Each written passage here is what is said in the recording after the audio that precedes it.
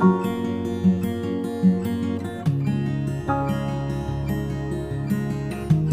Hi everyone, welcome back to my channel. ನನ್ನ YouTube channel ವೀಕ್ಷಕರಿಗೆಲ್ಲರಿಗೂ ಹಾಗೂ ಸಬ್ಸ್ಕ್ರೈಬರ್ಸ್ ಎಲ್ಲರಿಗೂ ಬಿಗ್ ಹಾಯ್. ಹಾಗೇನೆ ಬಸ್ಲೆ ಸಾಂಬಾರನ್ನು ತುಂಬ ಜನ ತುಂಬ ಡಿಫ್ರೆಂಟ್ ಆಗಿ ಮಾಡ್ತಾರೆ. ಒಂದೊಂದು ವೆರೈಟಿ ಕೂಡ ಒಂದೊಂದರ ಟೇಸ್ಟ್ ಆಗಿ ಇರುತ್ತೆ. ಸೊ ನಾವು ಇವತ್ತು ಬಸ್ಲೆ ಸಾಂಬಾರ್ಗೆ ಚಿಪ್ಪೆಕಲ್ಲನ್ನ ಅಂದರೆ ಮೊಳವೆ ಅಂತಾರೆ, ಕೆಲವೊಬ್ರು ಮರುವಾಯಿ ಅಂತಾರೆ. ಸೊ ಇದನ್ನ ಹಾಕಿ ಸಾಂಬಾರ್ ಮಾಡಿದ್ರೆ ಒಂಥರ ತುಂಬ ಟೇಸ್ಟ್ ಆಗಿರುತ್ತೆ. ಇದಕ್ಕೆ ಫ್ರಾನ್ಸ್ ಕೂಡ ಹಾಕಿ ಮಾಡ್ಬೋದು, ಹಾಗೆಯೇ ಡ್ರೈ ಫ್ರಾನ್ಸ್ ಮತ್ತೆ ಡ್ರೈ ಫಿಶ್ ಕೂಡ ಹಾಕಿ ಮಾಡಬೇಕು. ತುಂಬಾನೇ ಟೇಸ್ಟ್ ಆಗಿ ಬರುತ್ತೆ. ಸೊ ಹೇಗೆ ಮಾಡೋದಂತ ನೋಡೋಣ. ಬಸ್ಲೆ ದಂಟನ್ನು ಈ ರೀತಿಯಾಗಿ ಕಟ್ ಮಾಡಿಕೊಂಡು ವಾಶ್ ಮಾಡಿ ಇಟ್ಕೊಂಡಿದ್ದೀನಿ. ಹಾಗೆಯೇ ಚಿಪ್ಪೆಕಲ್ಲನ್ನು ಈ ರೀತಿಯಾಗಿ ಕಟ್ ಮಾಡ್ಕೊಂಡಾಗಿದೆ. ಒಂದು ಸೈಡ್ ಚಿಪ್ಪೆಯನ್ನಿಟ್ಟು ಒಂದು ಸೈಡು ಚಿಪ್ಪೆಯನ್ನು ತೆಗೆದಾಗಿದೆ. ನಿಮಗೆ ಬೇಕಂದರೆ ಎರಡು ಸೈಡು ಚಿಪ್ಪೆಯನ್ನು ತೆಗಿಬೋದು. ಇವಾಗ ಕಟ್ ಮಾಡಿಟ್ಕೊಂಡಂಥ ಬಸ್ಲೆ ದಂಟಿಗೆ ಚಿಪ್ಪೆಕಲ್ಲನ್ನು ಸೇರಿಸೋಣ. ಇದಕ್ಕೆ ಇವಾಗ ಸ್ವಲ್ಪ ಉಪ್ಪನ್ನು ಸೇರಿಸಿ ಹಾಗೆ 2 ಲೋಟ ಆಗುವಷ್ಟು ನೀರನ್ನು ಸೇರಿಸಿ ಚೆನ್ನಾಗಿ ಬೇಯಿಸ್ಕೋಬೇಕು. ನೀವು ಬೇಕಂದರೆ ಕುಕ್ಕರಲ್ಲೂ ಬೇಯಿಸ್ಕೋಬೋದು. 2 ವಿಷಲ್ಸ್ ಹಾಕಿ ನಾನು ಹಾಗೆ ಬೇಯಿಸ್ಕೊಳ್ತಾ ಇದ್ದೀನಿ. ಒಂದು half an hour ಬೇಯಿಸ್ಕೊಳ್ಬೇಕು.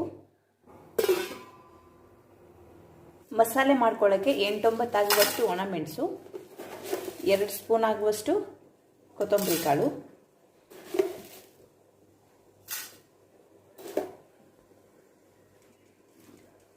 Next garam masala ಸಾಮಾನನ್ನು ಹಾಕೊಳ್ಳೋಣ. ಇದರಲ್ಲಿ ನಾನೆಲ್ಲ ಹಾಕೊಂಡಿದ್ದೀನಿ, ಅಂದರೆ ಜೀರಿಗೆ, ಅಜ್ವಾಯಿನ, ಸೋಂಪು, ಹಾಗೆಯೇ ಲವಂಗ, ಮೆಣಸಿನಕಾಳು ಮತ್ತು ಬೇ ಲೀವ್ಸ್, ಹಾಗೆಯೇ ಚಕ್ಕೆ ಎಲ್ಲ ಇದೆ. ಸ್ವಲ್ಪ ಕಡಿಮೆ ತೊಗೊಂಡಿದ್ದೀನಿ ನಾನು ಸ್ಪೈಸಸ್ಸನ್ನು. ನೀವು ಬೇಕಾದರೆ ಸ್ವಲ್ಪ ಜಾಸ್ತಿ ಹಾಕೋಬೋದು. ಇವಾಗ ಇದನ್ನು 3 to 4 ಮಿನಿಟ್ಸ್ ನಾವು ಫ್ರೈ ಮಾಡಬೇಕು. 4 ಮಿನಿಟ್ಸ್ ಆಗಿದೆ. ಇದಕ್ಕೆ ನಾನು ಇವಾಗ 7-8 ಪೀಸ್ ಆಗುವಷ್ಟು ಬೆಳ್ಳುಳ್ಳಿ ಪೀಸನ್ನು ಸೇರಿಸ್ತಾ ಇದ್ದೀನಿ. ನೆಕ್ಸ್ಟ್ 1 ತೆಂಗಿನಕಾಯಲ್ಲಿ 3/4 ಭಾಗ ಆಗುವಷ್ಟು ತೆಂಗಿನಕಾಯನ್ನು ಸೇರಿಸ್ಕೊಳ್ತಾ ಇದ್ದೀನಿ.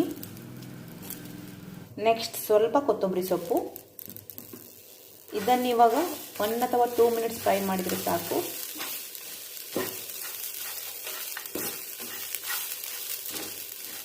ಟೂ ಮಿನಿಟ್ಸ್ ಫ್ರೈ ಮಾಡ್ಕೊಂಡಿದ್ದೀನಿ, ಸಾಕು. ಇವಾಗ ಸ್ವಲ್ಪ ತಣ್ಣಗಾಗಲಿ.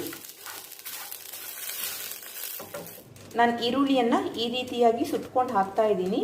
ನಿಮಗೇನಾದರೂ ಮನೆಯಲ್ಲಿ ಕೆಂಡದ ಒಲೆ ಇದ್ದರೆ ನೀವು ಅದರಲ್ಲಿ ಸುಟ್ಕೊಂಡು ಹಾಕ್ಬೋದು, ತುಂಬ ಒಳ್ಳೆ ಟೇಸ್ಟ್ ಬರುತ್ತೆ. ಸೊ ಈ ರೀತಿಯಾಗಿ ಮಾಡಿಕೊಂಡ್ರೆ ಸಾಕು. ನಾವು ಈರುಳ್ಳಿಯನ್ನು ಯಾವಾಗಲೂ ಎಣ್ಣೆಲಿ ಹುರಿಯೋದಕ್ಕಿಂತ ಕೆಲವೊಂದು ಟೈಮ್ ಈ ರೀತಿಯಾಗಿ ಸುಟ್ಟು ಹಾಕ್ಕೊಂಡ್ರೆ ತುಂಬ ಒಳ್ಳೆ ಟೇಸ್ಟ್ ಬರುತ್ತೆ. ನೋಡಿ, ಇವಾಗ ಇದು ಚೆನ್ನಾಗಿ ಬೇಯ್ದಿದೆ. ಇದನ್ನು ಇವಾಗ ಕಟ್ ಮಾಡ್ಕೊಂಡು ಹಾಕ್ಕೊಳ್ತಾ ಇದ್ದೀನಿ.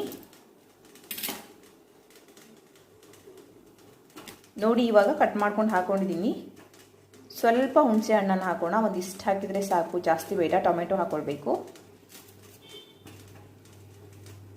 ಹಾಗೆಯೇ ಸ್ವಲ್ಪ ಶುಂಠಿ, ನೆಕ್ಸ್ಟ್ ಅರ್ಧ ಸ್ಪೂನ್ ಆಗುವಷ್ಟು ಅರಿಶಿನ ಪೌಡರ್. ಇವಾಗ ಇದನ್ನು ಮಸಾಲೆ ಮಾಡ್ಕೊಳ್ಳೋಣ. ಇದು ಇವಾಗ ಹಾಫ್ ಆನ್ ಅವರ್ ಆಗಿದೆ. ನೋಡಿ, ತುಂಬ ಚೆನ್ನಾಗಿ ಬೇಯ್ದಿದೆ. ಇವಾಗ ಇದಕ್ಕೆ ನಾವು ಇವಾಗ ಸೊಪ್ಪನ್ನು ಸೇರಿಸ್ಕೊಳ್ಬೇಕು.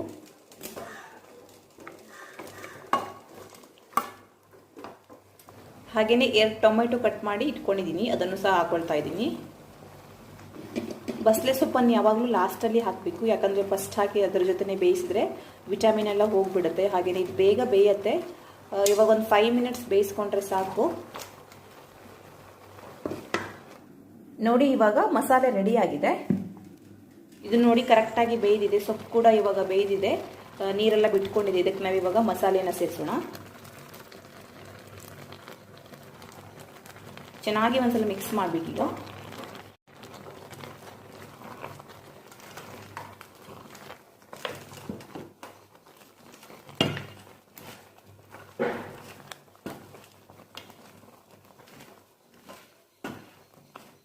ನೋಡಿ, ಇವಾಗ ಕರೆಕ್ಟಾಗಿ ಮಿಕ್ಸ್ ಮಾಡಿದ್ದೀನಿ.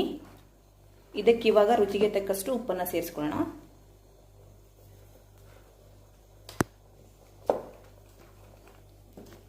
ಬಸ್ಲೆ ಸಾಂಬಾರು ಯಾವಾಗಲೂ ತೆಳ್ಳಗೆ ಮಾಡಬಾರ್ದು, ಸ್ವಲ್ಪ ದಪ್ಪವಾಗಿರಬೇಕು, ಟೇಸ್ಟ್ ಆಗಿ ಬರುತ್ತೆ. ಸೊ ಇವಾಗ ಇದನ್ನು 5 to 10 ಮಿನಿಟ್ಸ್ ಬೇಯಿಸ್ಕೊಂಡ್ರೆ ಸಾಕು, ಮೀಡಿಯಂ ಉರಿಯಲ್ಲಿ. ಇವಾಗ 10 ಮಿನಿಟ್ಸ್ ಆಗಿದೆ. ನೋಡಿ, ಕರೆಕ್ಟಾದ ಕನ್ಸಿಸ್ಟೆನ್ಸಿಯಲ್ಲಿ ಬಸ್ಲೆ ಚಿಪ್ಪೆಕಲ್ ಸಾರು ರೆಡಿ ಆಗಿದೆ. ಹಾಗೆಯೇ ಬಸಳೆಯಲ್ಲಿ ಫೈಬರ್ ಕಂಟೆಂಟ್ ಜಾಸ್ತಿ ಇರುತ್ತೆ ಮತ್ತು ಚಿಪ್ಪೆಕಲ್ಲಲ್ಲಿ ಕೂಡ ಅಷ್ಟೇ ಐರನ್ ಎಲ್ಲ ಜಾಸ್ತಿ ಇರೋದ್ರಿಂದ ತುಂಬ ಹೆಲ್ತಿಗೆ ಒಳ್ಳೆಯದು. ಈ ರೀತಿಯಾಗಿ ಅಟ್ಲೀಸ್ಟ್ ವೀಕ್ಲಿ ಒಂದ್ಸಲ ಸಾಂಬಾರು ಮಾಡ್ತಿದ್ರೆ ತುಂಬ ಚೆನ್ನಾಗಿರುತ್ತೆ. ಇದನ್ನು ಇವಾಗ ಸರ್ವ್ ಮಾಡ್ತಾ ಇದ್ದೀನಿ. ನೋಡಿ, ಬಸ್ಲೆ ಚಿಪ್ಪೆಕಲ್ ಸಾಂಬಾರ್ ತುಂಬ ಅದ್ಭುತವಾಗಿ ರೆಡಿಯಾಗಿದೆ. ಮಸಾಲೆ ಕೂಡ ಅಷ್ಟೇ ತುಂಬ ಚೆನ್ನಾಗಿ ಅಂಟ್ಕೊಂಡಿದೆ. ಸೊಪ್ಪಿಗಾಗಲಿ, ದಂಟಿಗಾಗಲಿ, ಹಾಗೆ ಚಿಪ್ಪೆಕಲ್ಲಿಗಾಗಲಿ. ನೀವು ಇದಕ್ಕೆ ಬೇಕಂದರೆ ಫ್ರಾನ್ಸನ್ನು ಸಹ ಸೇರಿಸಿ ಮಾಡ್ಬೋದು, ಅದು ಕೂಡ ಅಷ್ಟೇ ಒಳ್ಳೆ ಟೇಸ್ಟ್ ಕೊಡುತ್ತೆ. ನೀವು ಕೂಡ ಈ ರೆಸಿಪಿಯನ್ನು ಟ್ರೈ ಮಾಡಿ ಹೇಗಾಯಿತು ಅಂತ ನನಗೆ ಕಮೆಂಟ್ ಬಾಕ್ಸಲ್ಲಿ ತಿಳಿಸಿ. ಸೊ ನೋಡಿದ್ರಲ್ವಾ ಹೇಗೆ ಮಾಡೋದು ಅಂತ, ತುಂಬಾ ಟೇಸ್ಟಿಯಾಗಿ ಬರುತ್ತೆ. ನೀವು ಕೂಡ ಟ್ರೈ ಮಾಡಿ ನೋಡಿ. ಇವತ್ತಿನ ವಿಡಿಯೋ ಇಲ್ಲಿಗೆ ಎಂಡ್ ಮಾಡ್ತಾ ಇದ್ದೀನಿ. ವಿಡಿಯೋ ಇಷ್ಟ ಆದರೆ ಪ್ಲೀಸ್ ಲೈಕ್ ಮಾಡಿ, ಶೇರ್ ಮಾಡಿ, ಹಾಗೆ ಕಮೆಂಟ್ ಮಾಡಿ.